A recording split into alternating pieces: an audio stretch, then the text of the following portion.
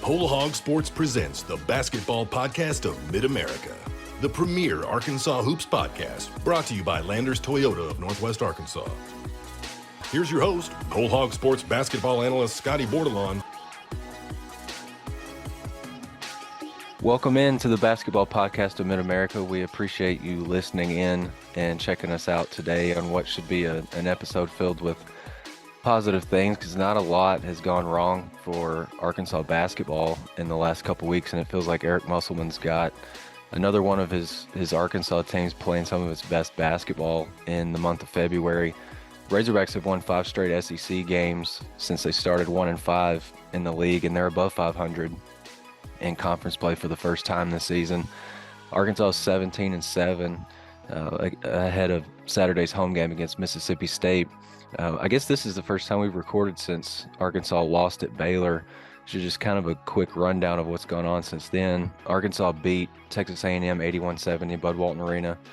Then they went on the road and finally notched that first road win at South Carolina. They made it a little bit too close for comfort in the final few minutes, but were able to hold on in that game and win 65-63. And then maybe their signature win of the season, I would say, probably in the same conversation as maybe the San Diego State game on Maui. They beat Kentucky 88-73 on Tuesday in Rupp Arena, and that game wasn't really close, after about the 10 to 12 minute mark. I think that was Arkansas' second largest margin of victory in the season, in the all-time series with Kentucky in Lexington. So that was a really, really impressive win. But before we get into what's going right for Arkansas of late, we talked to Eric Musselman on Wednesday, like a good probably 15, 16 hours after we got him after the win over Kentucky. And he provided a pretty big update on Nick Smith, who he hasn't played since December 17th because of right knee management. He spent some time in LA with his marketing team. They saw a knee specialist to try to figure out what's going on.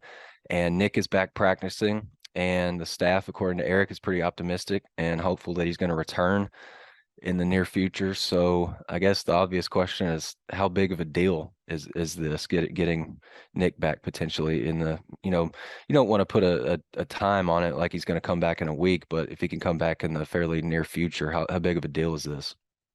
Yeah, I think it's really big because obviously you'd like to have gotten him back sooner if you're Arkansas, but there's still several conference games, and then you've got the SEC tournament and then presumably the NCAA tournament. So if he can come back, I mean, there's some talk he might play Saturday. I don't know about that, or then maybe Tuesday at A&M. But you can kind of work him back into the lineup a little bit. I mean, I think that's twofold. One is, when he came back the first time, he played 6 minutes. He was on a time limit, and I'm sure he'll be on a similar time limit whenever he does play again. And then also, he's kind of limited, and, he's got to get his conditioning back. He's got to get his timing back. I know he's practicing. I know he's an elite athlete, but you don't just miss 2 months of the season and walk onto the court and play 35 minutes and score, 25 points. I don't think it works that way. So I think they have to be careful with him, both physically and also kind of mentally. I mean, you want to, make sure he goes in there. He's confident. Obviously, he's a very elite player, but I think you want everybody feeling good, Nick and the team, about kind of working him back in.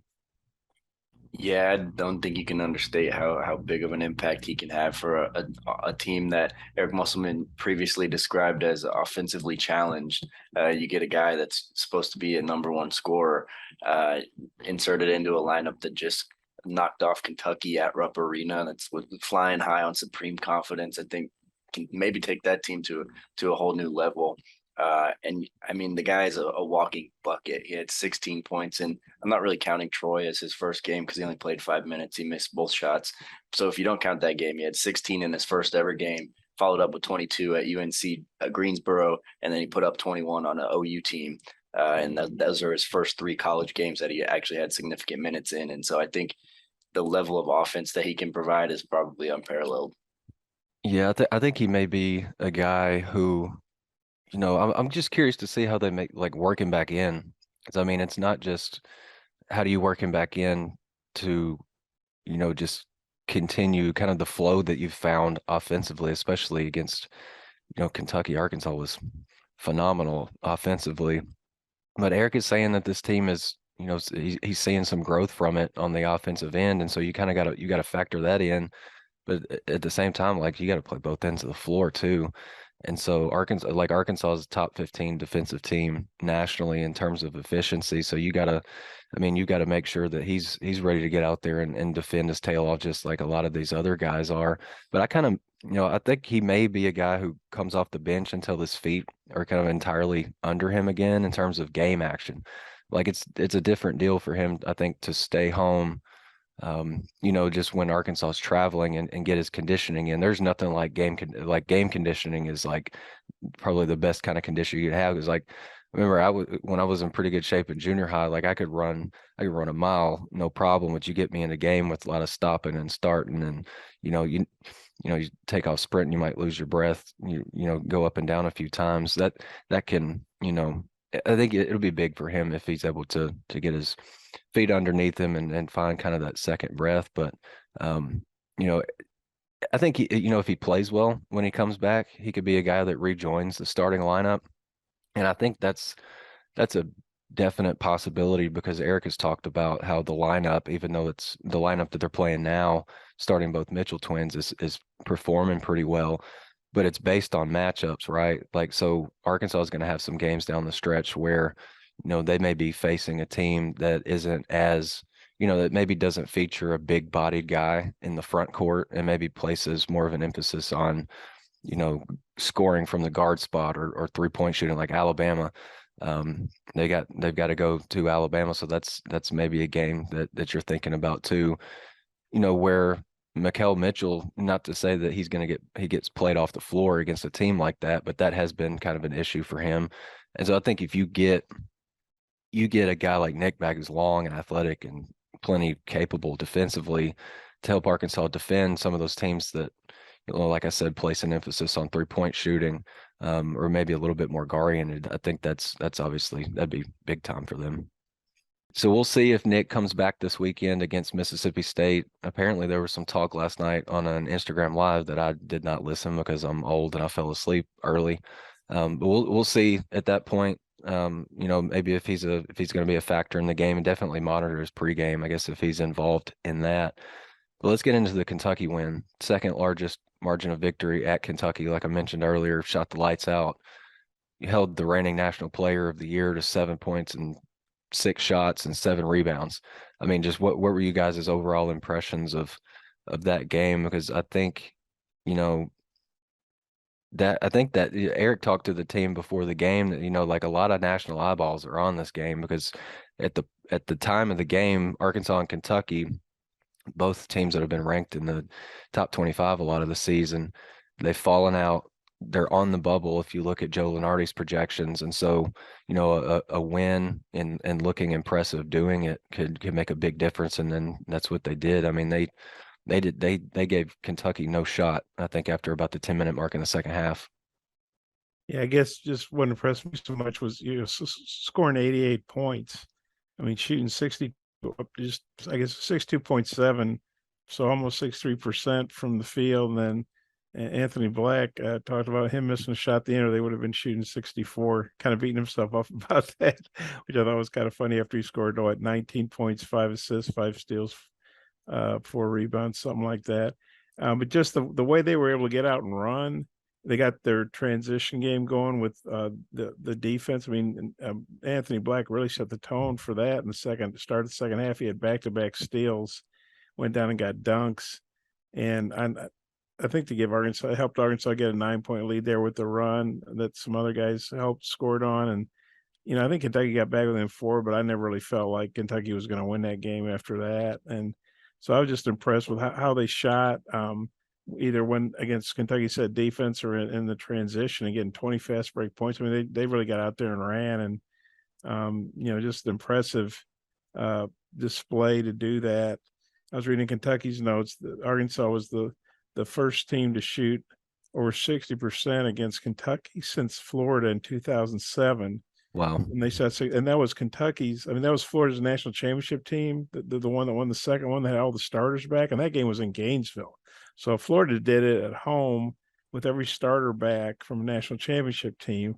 Arkansas did it on the road, with relying on some freshmen and some transfers, and I think that of all the good things, that's what really stood out to me was just how well they shot the ball. I thought early on it looked like it was just going to be one of those nights for Arkansas because they had shots go deep into the shot clock where they're just putting up prayers and they kept going in. Like Jordan Walsh hit a three uh, with like 1 second left on the clock from the parking lot. I thought that may have been the omen that it was going to be a good night for Arkansas when Jordan's three went down. After it, yeah, I thought the same thing after I saw that. And then you had Mekhi Mitchell take one step in front of the 3-point line and hits a long range two out of nowhere. He hasn't done that all season. So that was, I mean, and then Devo Davis, I think, also had one right at the shot clock expired. And it just seemed like they were getting good offensive possessions. Not only were they wearing down the clock, but they were finishing the looks.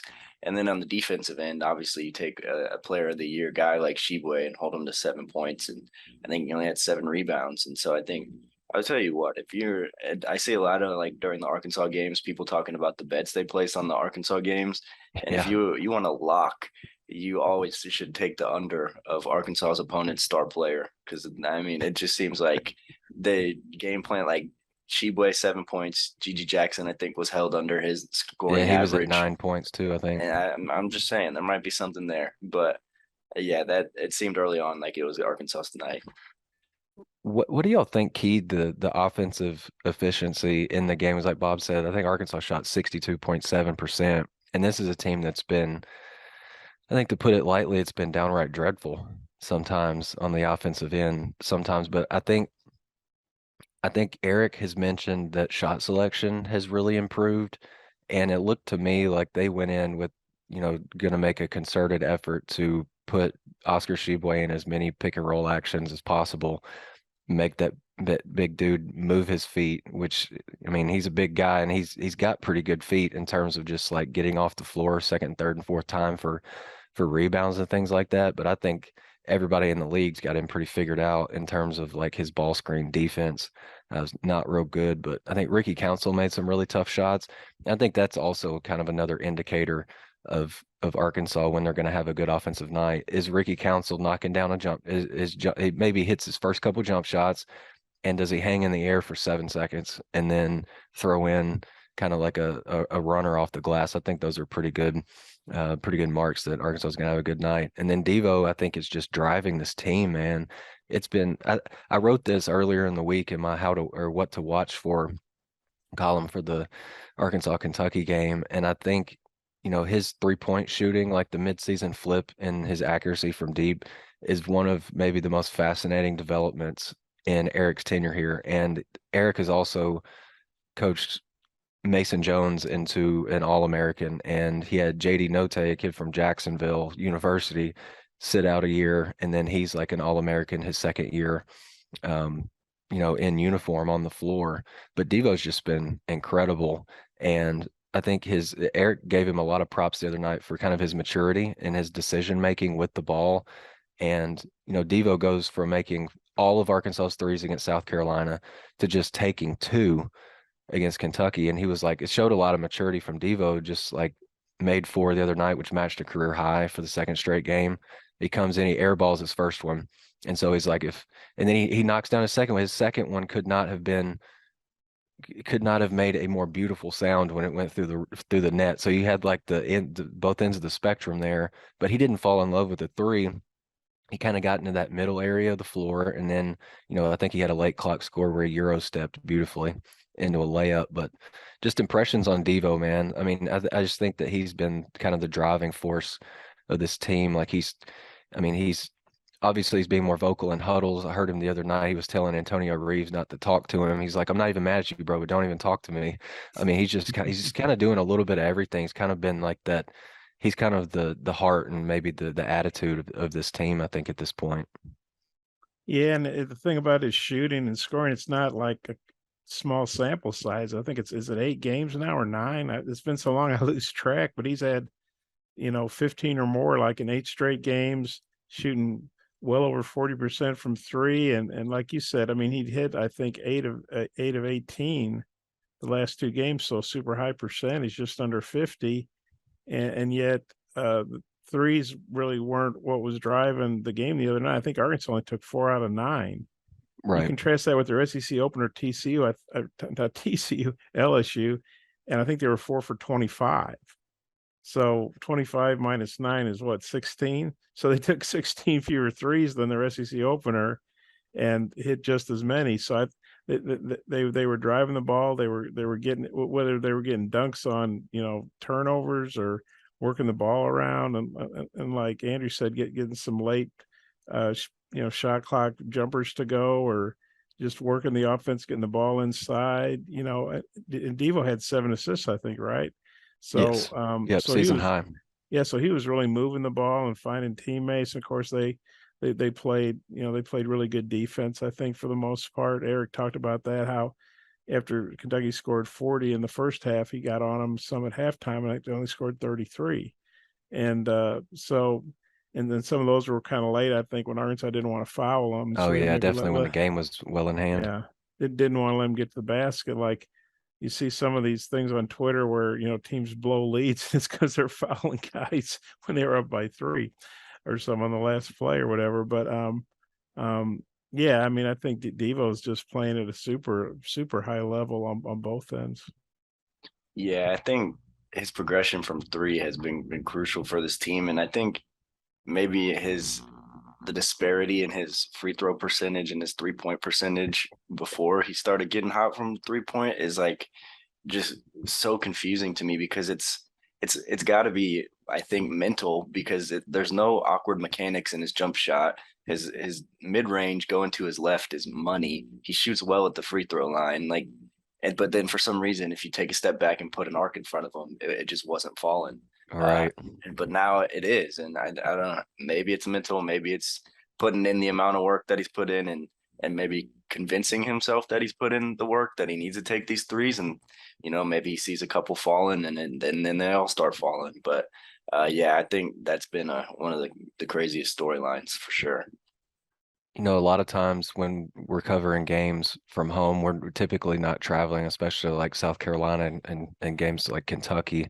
So we can just do the Zoom from home, so there's really no need to travel. But a lot of times when I'm just watching the game, I don't really hear what the broadcasters are saying. And so I went back and rewatched the Kentucky game on Wednesday to track shots defended. And at one point I heard Jimmy Dykes say that Devo belongs at least in the conversation for SEC Player of the Year. Is is that a stretch? I mean, I think right now it's got to be Brandon Miller, or am I forgetting somebody else in the league? I mean, I would think it's got to be Brandon Miller at this point. I mean, I don't Alabama's not lost a game in league play, so I don't see how Devo could like legitimately win it, but I don't wholeheartedly disagree that he should be in the conversation if Arkansas, keeps winning games. But I think he's probably a long shot. Brandon Miller might have that thing wrapped up, and I could be obviously forgetting somebody. I honestly just thought about what Jimmy Dykes said as soon as Andrew started talking, but I just wanted to throw that out to you guys. Like, if he keeps up this pace, I mean he's got to be at least thought of for first team all SEC. Like, if he keeps playing like this, I mean, I think he's already got, should Arkansas keep winning games, I think he's already got a second team spot secured, but I think he could move up from there maybe. Yeah, I mean, Devo, I usually listen to the radio guys, but yeah, Devo's just playing at a great level.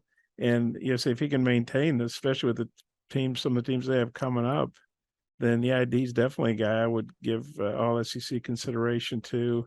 And yeah, Brandon Miller, I think he's got to have a huge lead for Player of the Year if people were doing a vote now. I heard, I guess they were talking about this on SEC Now last night. They were talking about 3 guys. They were talking about Miller. They mentioned Sheboy, who, of course, is the reigning National Player of the Year, but he's having a really good year. You look at the stats, but last couple games is not done. I mean, I don't think, with Kentucky struggling like they are by their standards, I don't think, I don't see Sheboy repeating as SEC. It's certainly not National Player of the Year. They mentioned somebody else.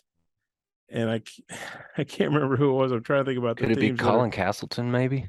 Yeah, maybe he's having a really good year for He is Florida, having a pretty good year. Yeah, I was trying to think of some other guys in the league who might be in that conversation, yeah. and he was the first one that maybe popped up to me. But the way Florida is kind of a bubble team. They're coming in here. They gave Kentucky a real good game, and then they just couldn't hang with Alabama at all in Tuscaloosa. But who has, right? And but yeah, I think Brandon Miller he'd be the head and shoulders above anybody else right now. Yeah, I think the SEC Player of the Year award might be a stretch for Devo, but if there was an award for like how the NFL does comeback player of the season, but if you could do comeback player of the midway point, like turning your season around, like I think he'd be the front runner. He scored Turnaround player of the year. there it is. I think Devo is the SEC's turnaround player of the year. I mean, I think he scored double digits in 5 of the first 14 games, if my math's correct, but I'm terrible at math, so don't quote me on that. But he has double digits in 9 straight. And I mean, his efficiency's gone up as his points has gone up. So I mean, yeah, I think he's your turnaround player of the year. He's got my vote. Yeah, for sure. I would like to reinforce that. I don't think that he's going to be in that conversation ultimately, but I think if he keeps leading Arkansas to wins, I think he might have a place in maybe that first team all SEC conversation. And I think at this point right now, if you had to write down your first and second teams, I think he's probably a pretty comfortably a second team guy, with plenty of room to potentially move up. The Basketball Podcast of Mid-America is sponsored by Landers Toyota of Northwest Arkansas. Visit their showroom at 411 South Metro Parkway in Rogers or online at landerstoyotanwa.com. For all your automotive needs, shop Landers Toyota NWA in Rogers, where we guarantee you the best buying experience and best service after the sale in Arkansas. Landers Toyota NWA in Rogers. WholeHogSports.com has the largest, most experienced staff of reporters covering sports in Arkansas. Football, basketball, baseball, recruiting, and more. You'll find it at WholeHogSports.com. The website includes up-to-minute news, daily commentaries, and award-winning photography from the staffs of Hogs Illustrated and the Democrat Gazette. For subscriptions, call 1-800-757-6277. That's 1-800-757-6277. Or visit us online today. WholeHogSports.com. Want more coverage of your home team? Download the Whole Hog Sports Video on Demand app. Check out the Fan Zone and get up-to-the-minute videos, podcasts, and features on football, basketball, baseball, recruiting, and more. Search for Whole Hog Sports on Apple TV, Roku, and Amazon Fire at home. And take it with you on the go by downloading it for your mobile device in your app store. The Whole Hog Sports Video on Demand app. Get it today.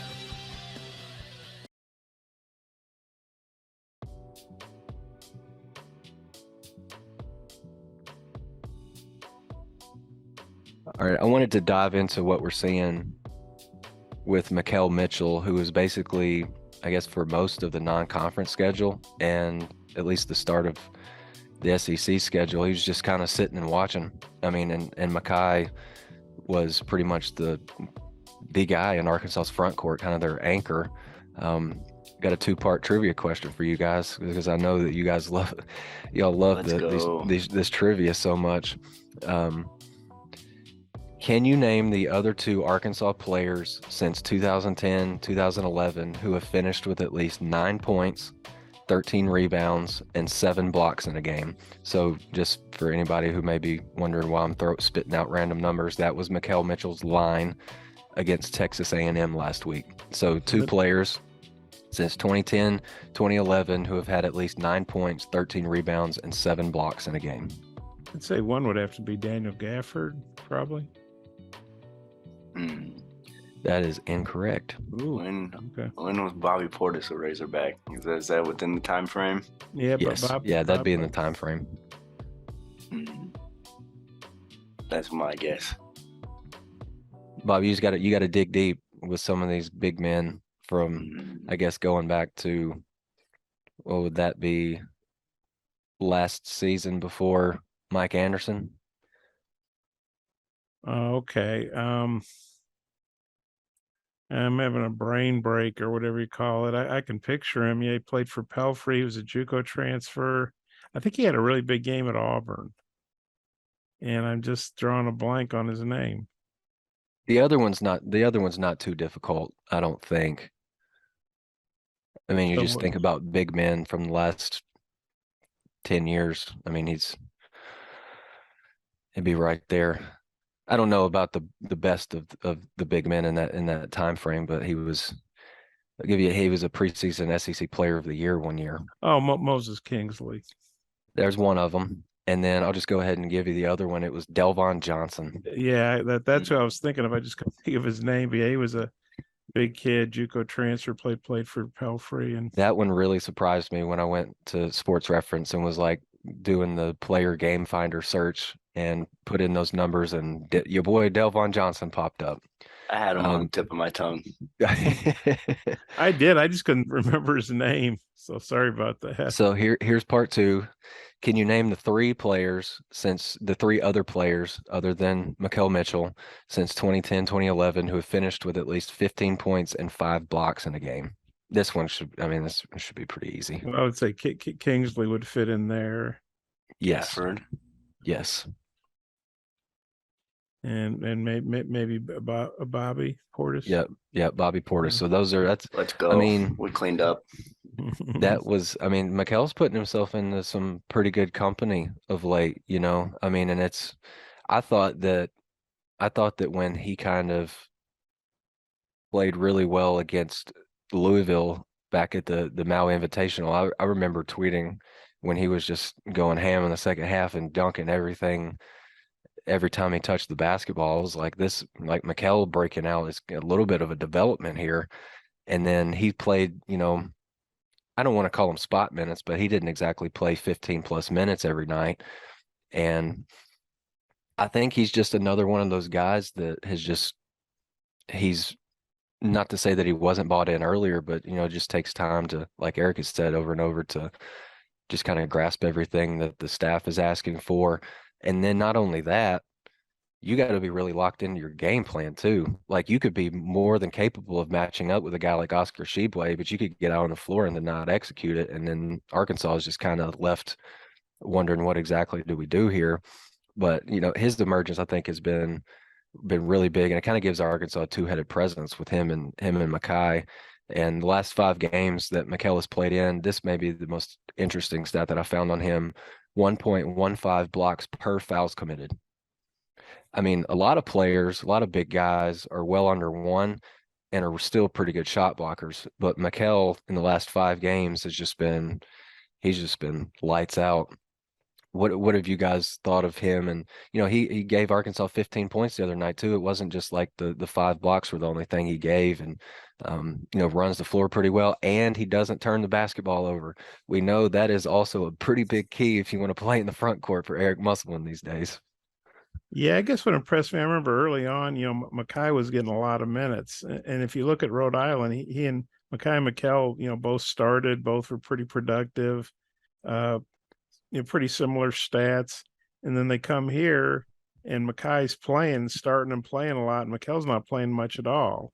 And, you know, you wonder, wow, these guys are twins. They've, you know, grown up together and been at Maryland, Rhode Island, at Arkansas together. I wonder how tough that is for Mikael to see his brother doing well. I mean, I'm sure he's happy for his brother, but he wishes he was doing that. And I remember we talked to Mackay early, I think it's for the Fordham game, and just said, well, you know, hey, how's Mikael doing? What do you think, you know, about, you know, he's not playing as much as you are. And Mackay said, hey, you know, we support each other, and, you know, they're roommates and all this. And when he gets his chance, he's going to make the most of it. And that obviously was pretty prophetic, because Mikael, he's actually getting to play more than Mackay of late. And I'm sure Mackay's happy for Mikael, just like Mikael was happy for Mackay. But I admire what Mikael did in terms of staying patient.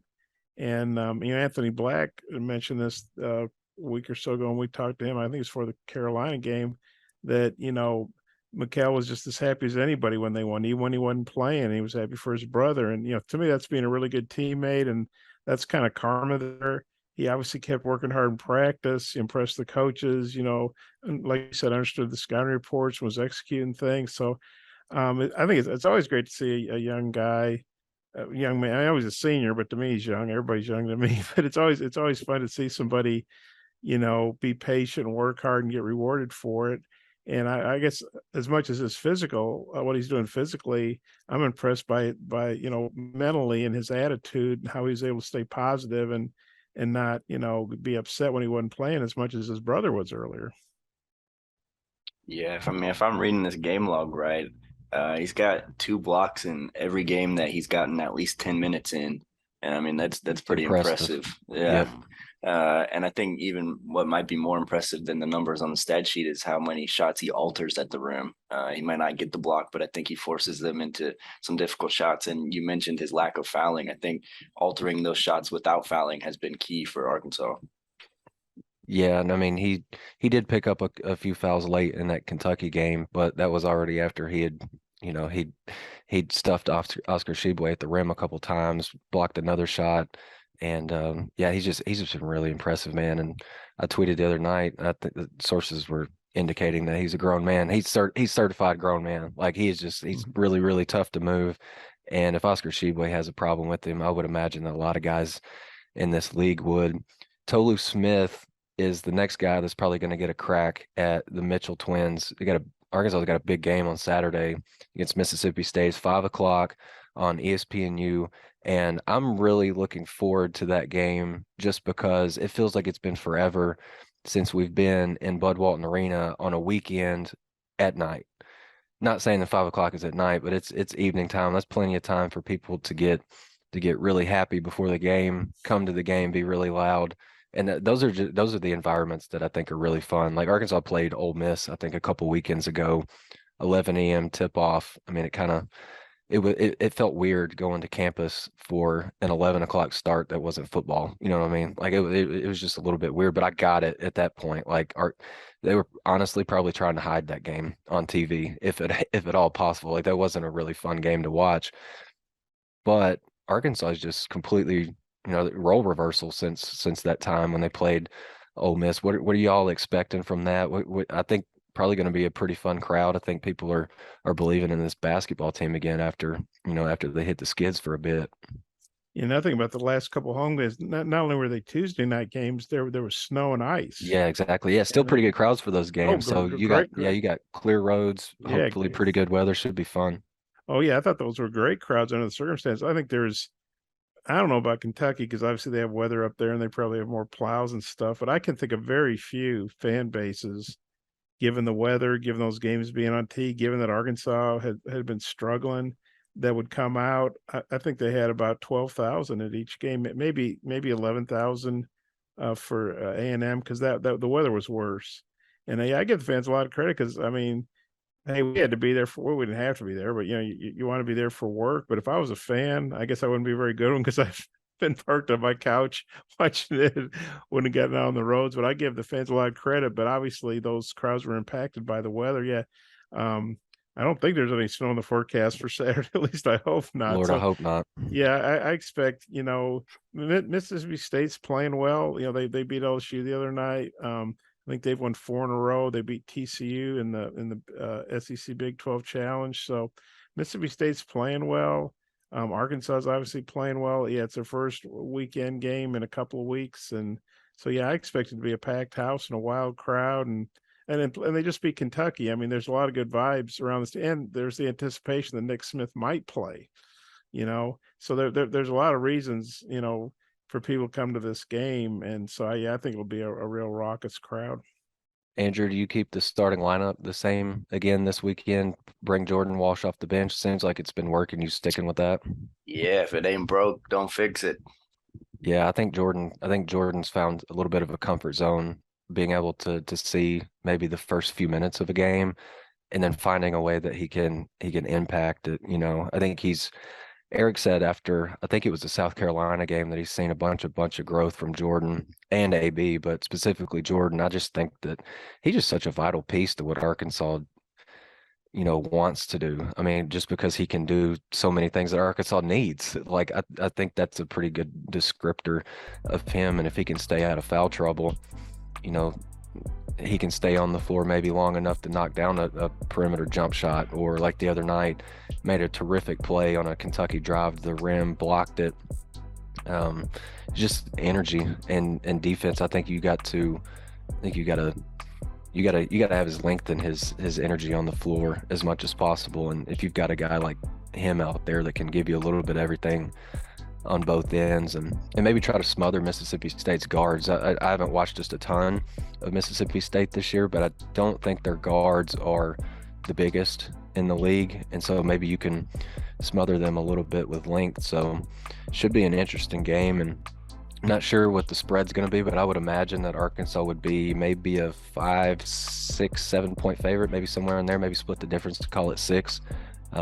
Should be a pretty fun game. 5 o'clock in Bud Walton Arena on ESPNU. So figure out what channel ESPNU is on, whether you're streaming or you actually have cable like Bob. But for Bob Holt and Andrew Joseph, I'm Scotty Bordelon. We appreciate you listening in to the basketball podcast of Mid-America this week. It's good to talk about a basketball team that's doing some pretty good things lately and got people excited about another potential run down the stretch. But yeah, thanks again for listening in to the basketball podcast of Mid-America, and we'll holler at you guys again next week.